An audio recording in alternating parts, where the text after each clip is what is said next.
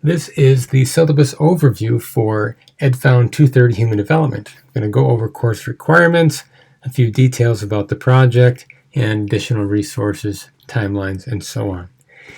First and foremost, this is mostly a remote class. There is a hybrid component. There are 3 dates to meet at. You are not required to go to any of these if you feel like it's too big of a risk or whatever. I am going to be trying to get a larger room, and I think I will be able to accommodate about 20 to 25 people. There's a sign up I'm going to point to later. I'd like you to tell me which one you are going to.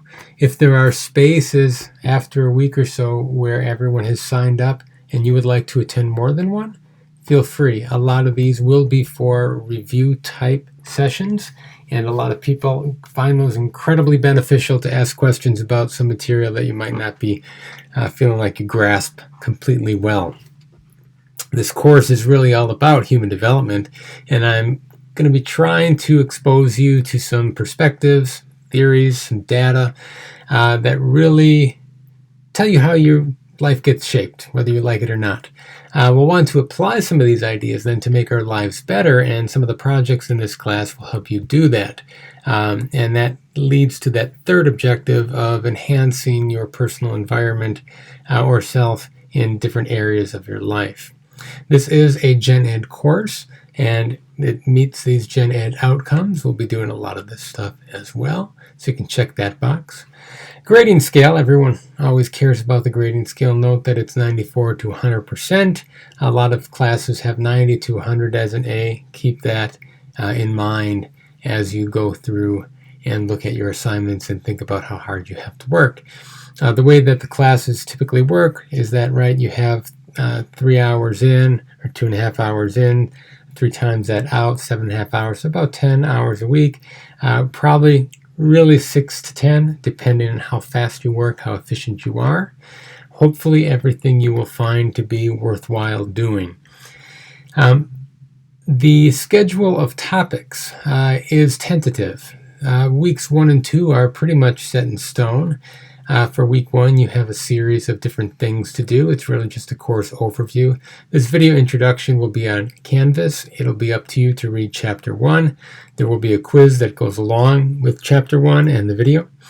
And I'll want you to sign up for different projects that I'd like you to complete. And we'll look at what that looks like quickly. Just a place for your name and which 2 projects you're going to do. I'm going to get to that in a minute.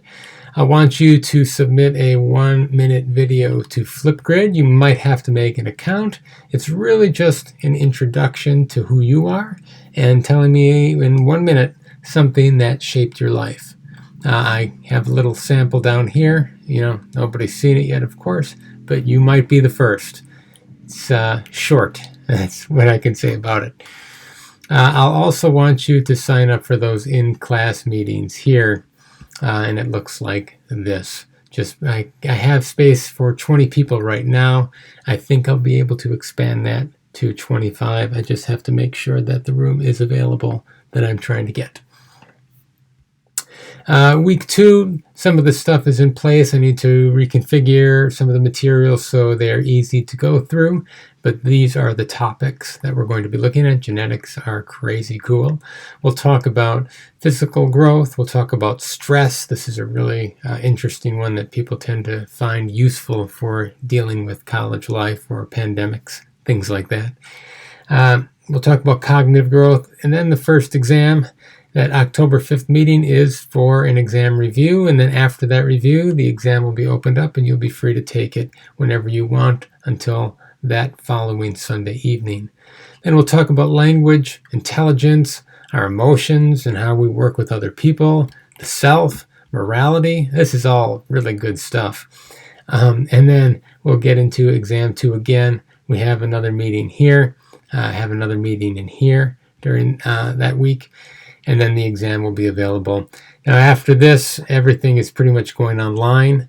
Note that any of these face-to-face meetings might be canceled if there are spikes and they shut down the university. We will just work with it, and we will live stream the review sessions or the classes. We end up with gender and sexuality, relationships, friends and family, and death and dying, which is another very interesting one. Final exam.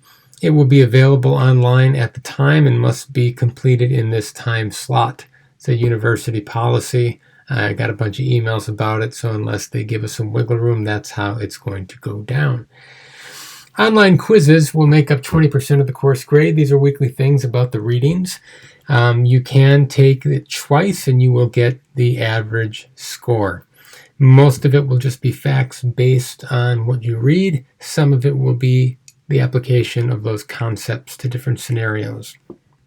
Note, too, that sometimes I will have to go through and manually grade some things, but I will try to make it as auto-graded as possible so your feedback is immediate. There will be a couple additional assignments here and there, some just reflections, submitting some other kinds of videos like the Flipgrid thing, and those will make up another 10% of the course grade. Exams make up 40% of the course grade, and again, this will be just kind of a rehash and integration of all the stuff we've done up to that point. And finally, there are the projects, and there are 5 different projects you can choose from. You only need to do 2. But I do want you to sign up for which one of these you are going to do and then plan accordingly when you're going to do them.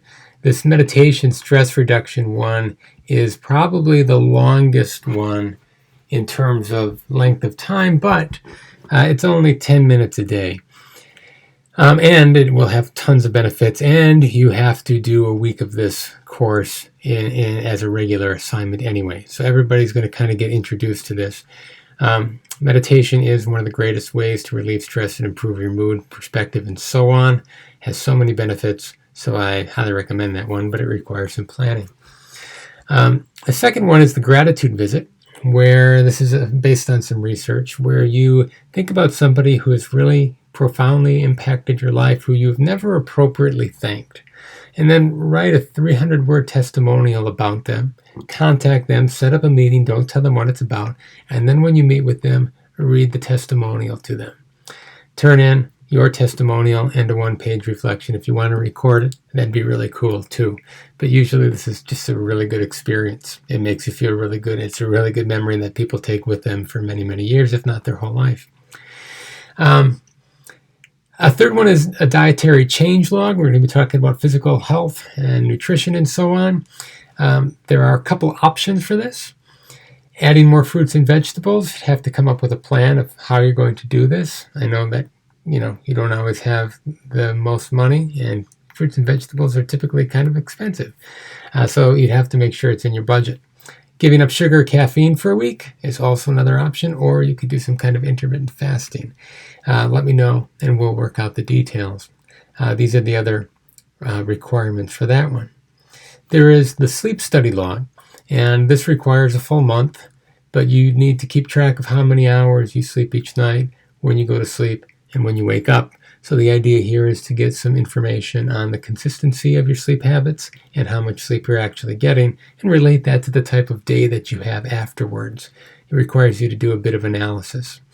Finally, there's the Altruism Study. So twice during the semester, this one costs some money for you, but it's typically well worth it. Take a nominal amount of money that you would typically spend on yourself, $10 to $20, and spend it on someone else. You can plan it or you can make it spontaneous. It can't be that you owe them like they treated you last week, so now you're treated. It has to be totally giving, right? A total gift. And it can be spent on food, entertainment, or whatever. I'd want you to write a 1-page journal entry for each day and how it made you feel. And then 2 weeks after the second one, I want you to reflect back and see how you are still feeling about it. We'll talk about this in more detail, but the basic idea is that giving is typically more fun than spending it on yourself. The memories last longer, and so on. So you would need to do 2 of these. Some of them are free, some of them cost you something, but they are all worthwhile, and I really look forward to hearing your reflections and responses on these. Other policies for the course are listed down here, and just as a final reminder, these are the tasks that you need to do. If we look at home in Canvas, you will see week 1. Week 2 stuff isn't visible yet. If you go to assignments, you will see the first chapter 1 quiz, and everything is all set for you to do. Okay, that is it. If you have any questions, please send me an email and I will get back to you as soon as possible.